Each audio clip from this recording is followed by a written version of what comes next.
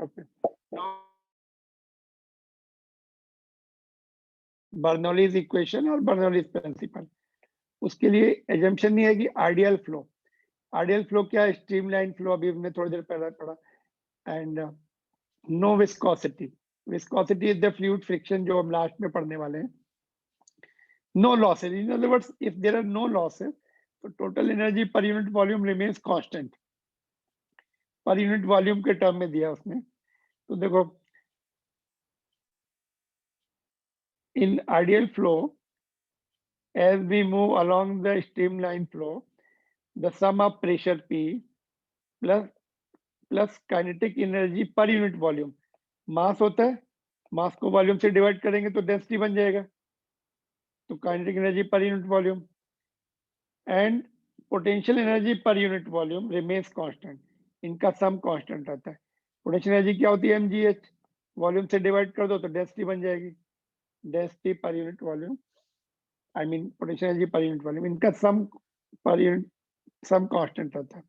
Suppose एक energy बढ़ गई तो दोनों में से एक एनर्जी कोई ना कोई कम होगी, दोनों भी कम हो सकती और दो भी बढ़ सकती हैं, तो ये कम हो जाएगी, so that sum of them remains constant. और सपोज आइडियल फ्लो नहीं है तो ये फेल नहीं होगा, इट विल नॉट फेल। तो स्लाइट एनर्जी लॉस में भी देयर, यहाँ पे जितनी एनर्जी होगी यहाँ पे थोड़ी कम हो जाएगी। It doesn't mean the devices will not work, aeroplane will not fly, वो फ्लाई होगा बट एनर्जी लॉस होगी उसमें थोड़ी। It will not stop working. जितने भी डिवाइस हम आगे पढ़ेंगे, they under the ideal condition will get the 100% same result. Ideal condition नहीं है तो थोड़े लॉसेस मिलेंगे हमें, है ना। तो but we are considering ideal flow, तो लॉसेस आर नेग्लेजिबल, नेग्लेक्टेड, तो ये रिजल्ट हमें मिलने चाहिए ऐसे। अलर्ट स्क्रीन चला गया, next I will bring it back. Yes sir.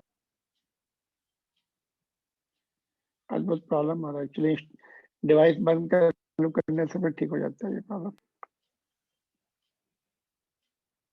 पूरा बंद करना पड़ता है।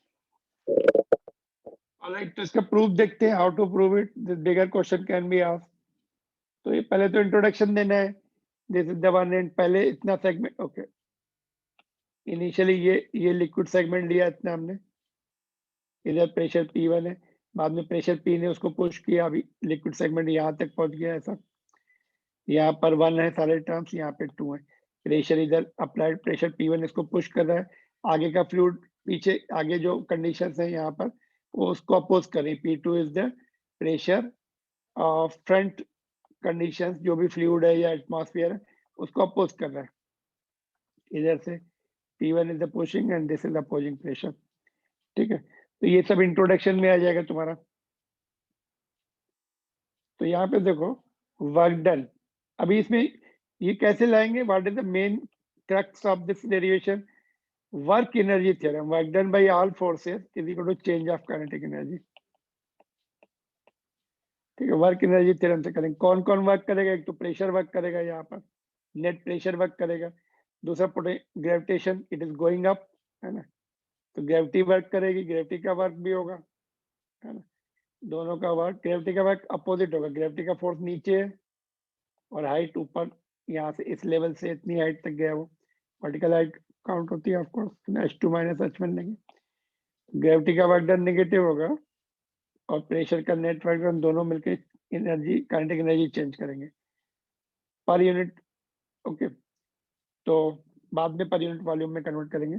तो work done by the fluid at left end, F1 into dx, dx कितना लेंगे? वेलोसिटी, फोर्स कितना होगा? प्रेशर इंटू एरिया हो गया, इनलेट पहले वाले पॉइंट पर, वहां पे एरिया A1 लिया, प्रेशर P1 लिया। Displacement is velocity into time, small interval time, वो छोटा लेना पड़ता है, ये वेरी स्मॉल टाइम इंटरवल, है ना। तो P1, ये P1 हो गया, ये वॉल्यूम हो गया, देखो चेंज ऑफ वॉल्यूम। यहाँ पे तो हमने इंट्रोड्यूस भी किया, यहाँ पे वॉल्यूम देखो, volume flowing in the time interval delta T at both ends. तो A1 V1, ओके, वॉल्यूम में डिस्प्लेसमेंट निकाल लेंगे, A into area of cross section into displacement, volume हो गया। तो डिस्प्लेसमेंट यहाँ पे पुट कर दिया हमने, ये x है, x1 हो गया। तो एरिया ऑफ क्रॉस सेक्शन, और दूसरा एरिया आउटलेट पे A2, ये x2 हो गया। एंड दोनों डेल्टा वी रहने वाले इक्वल, सिंस इनकम्प्रेसिबल फ्लो है, ठीक है। वॉल्यूम जितना यहाँ से डेल्टा टी में जितना एंटर हुआ उतना यहाँ से बाहर निकलेगा या आगे बढ़ेगा। डेल्टा टी में वॉल्यूम जो है सेम, बीच में कॉम्प्रेस नहीं हो रहा, लीक नहीं हो रहा है ना, अभी हमने थोड़ी देर पहले पढ़ा था। मास सेम है तो सेम टाइम इंटरवल में वॉल्यूम भी सेम, तो this will be the volumes in time delta T. A1 A into X होता है, तो ये हो जाएगा A into V1 into delta T. तो यहाँ पे A into V1 into delta T volume flowing है ना। ऐसे ही यहाँ पे देखो, उसमें W2 प्रेशर अपोजिट है, तो यहाँ पे माइनस अपोजिट वर्क होगा इसकी कंपैरिजन में। तो F2 डेल्टा S2, तो प्रेशर अपोजिट है तो माइनस P2 लिया, ये A2 डेल्टा एक्स की वैल्यू V2 डेल्टा टी, तो ये हो गया। ये फिर से यहाँ पे देखो हमने डेल्टा V लिखा है, तो अपोजिंग प्रेशर है ऊपर, तो अपोजिट अपोज कर रहा है उसको, माइनस P2 डेल्टा V, तो नेट वर्क डन में माइनस हो जाएगा, net work done by pressure, forward pressure minus opposite, oppose कर रहा है आगे का फ्लूइड उसको, तो इतना हो गया। Work done by gravitational force mgh, तो डेल्टा माइनस है बिकॉज ग्रेविटेशनल फोर्स नीचे, डेल्टा एच ऊपर, delta H will be h2 minus h1, final height minus initial height, तो ये हो गया माइनस यहाँ पर। तो change of kinetic energy, output पे वेलोसिटी v2 है, इनपुट पे v1 है, तो फाइनल माइनस इनिशियल, इक्वेट कर देंगे। Work done by pressure plus work done by gravity is equal to change of kinetic energy.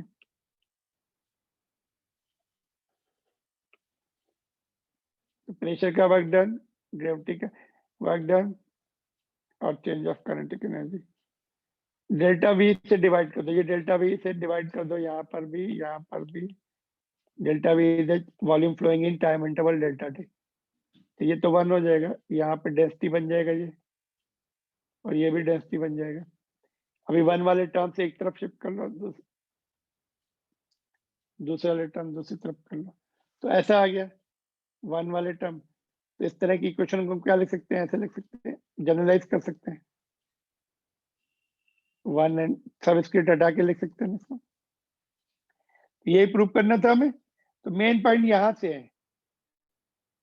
NCERT book में थोड़ा उन्होंने कंफ्यूज कर दिया, ये उन्होंने वर्क एनर्जी थ्योरम नहीं लगाई है, ऐसा बोला है work done by pressure is equal to change in kinetic energy plus gain in potential energy, ऐसा कोई थ्योरम नहीं होती। थ्योरम जो होती है work done by all forces is equal to change in kinetic energy, तो we have followed the theorem which we have seen in the work power energy, तो will not deviate from that, otherwise you will get confuse, ये कहाँ से आ गया नया term.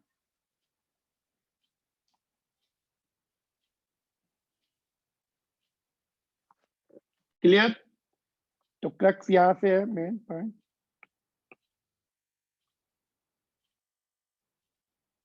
Are you there? हाँ sir. तो समझ में आ गया, तो sum of this is constant, एक बड़ा या दो बड़े तो तीसरा कम होना है, तीनों एक साथ नहीं बढ़ सकते। अभी देखो, अगर लिक्विड रेस्ट पर आ गया, फ्लो नहीं हो रहा है, V1 is equal to V2, तो इज इक्वल टू 0 हो जाएगा, ये टर्म चला जाएगा, तो P1 minus P2 is equal to, इसको इधर ले आओ, तो rho G H, H is the vertical difference, H is the vertical height हो गई उनकी, है ना, vertical H2 minus H1 is the vertical height. तो हमने पढ़ा था ऐसे इंक्लाइन ट्यूब भी है, तो वर्टिकल हाइट पे difference, pressure difference vertical height पे डिपेंड करना है। तो बिगनिंग ऑफ डेरिवेशन जब हमने अचरो जी लिखा था ना, तो मैंने बताया था वर्टिकल हाइट पे डिपेंड करता है, आगे चल के हम प्रूव भी कर सकते हैं उसको, ये प्रूव किया हमने। फ्लो बंद हो जाए तो रो जी एच आ जाता है, प्रेशर डिफरेंस दोनों पॉइंट पर।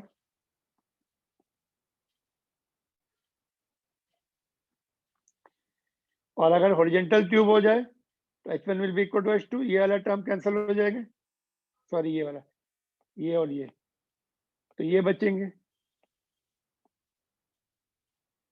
इसको हम ऐसे लिख सकते हैं P plus half rho V square is equal to constant. तो ये बताओ अगर कहीं किसी फ्लो में वेलोसिटी बढ़ गई तो प्रेशर पे क्या इफेक्ट आएगा, वहां पर प्रेशर पे क्या इफेक्ट आएगा? कम होगी। कम होगी, क्योंकि दोनों का सम जो है कांस्टेंट है। सपोज ये टर्म बढ़ गया तो ये घटेगा। तो in horizontal flow when velocity increases then pressure at that point decreases.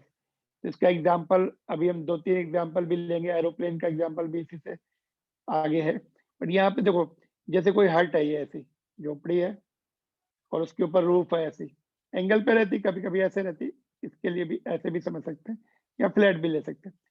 तो जब स्टॉर्म आता है या साइक्लोन आता है तो यहाँ पे वेलोसिटी बहुत बढ़ जाती, अंदर तो वेलोसिटी 0 है घर के अंदर, तो यहाँ का प्रेशर ड्रॉप हो जाएगा और यहाँ तो 1 एटमॉस्फेयर है। तो 1 एटमॉस्फेयर जो ज्यादा ड्रॉप हुआ तो 1 एटमॉस्फेयर प्रेशर इसको अप्रूव कर देता है, रूफ ब्लोन अवे हो जाती है ना।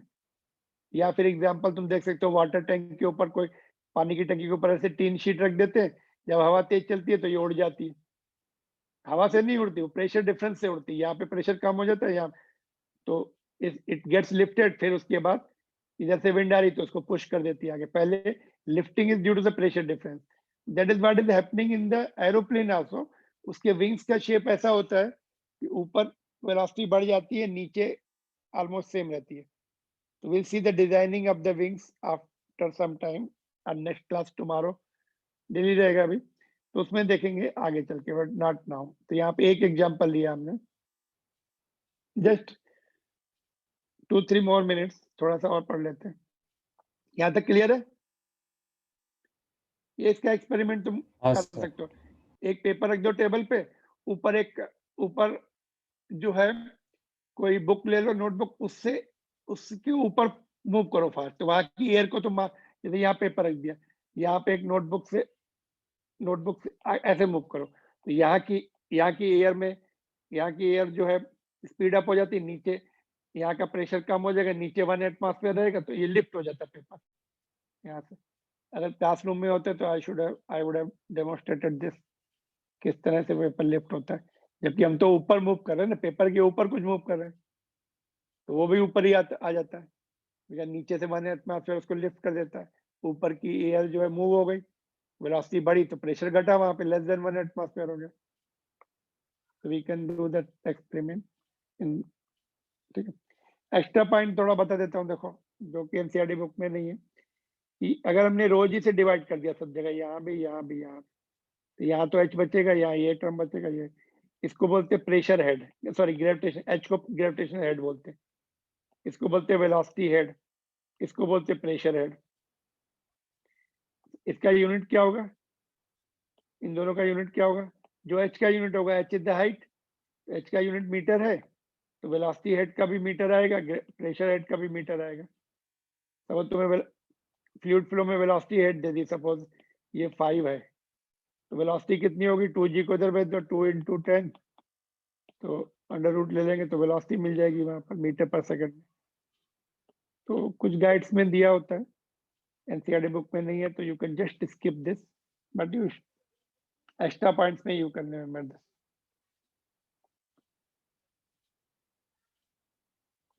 Like dimension can be added, unit and dimension में पढ़ा है, केजी को केजी के साथ ऐड कर सकते हैं, मीटर को मीटर के साथ, तो इसका यूनिट मीटर है, तो यस इस सर, पूरे यस टर्म सर। का यूनिट मीटर होगा, इस पूरे टर्म का यूनिट मीटर होगा।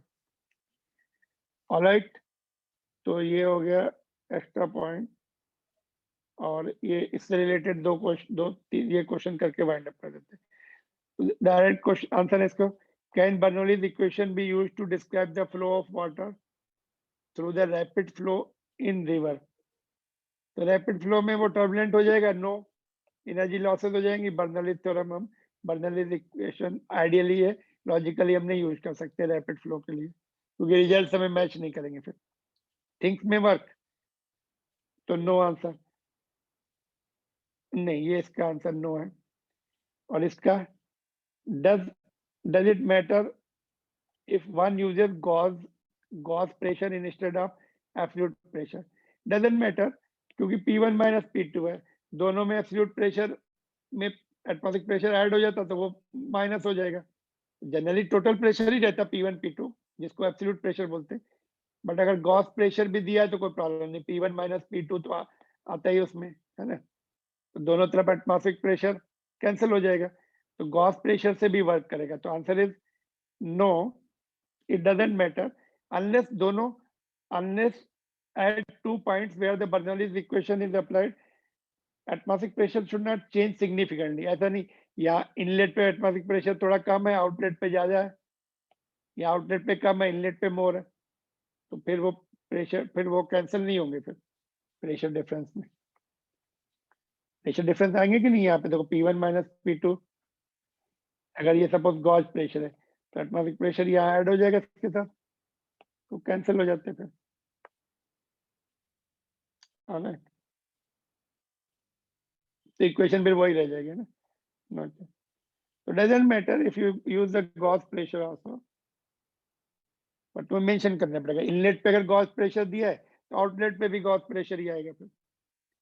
तो ये क्वेश्चन देखो, you can try at home, इसका स्नैपशॉट ले लो।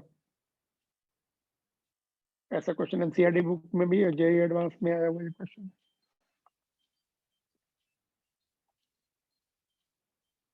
आज जो पढ़ा उसका क्रक्स है इसमें, दोनों इक्वेशन यूज होंगी और क्वेश्चन सॉल्व होगा तब। सी इक्वेशन एंड बी इक्वेशन से सॉल्व होगा। So note down this question or take the snapshot and tell me the answer. Solve and send it. अभी तुम्हारे एग्जाम्स ओवर हो गए कि नहीं?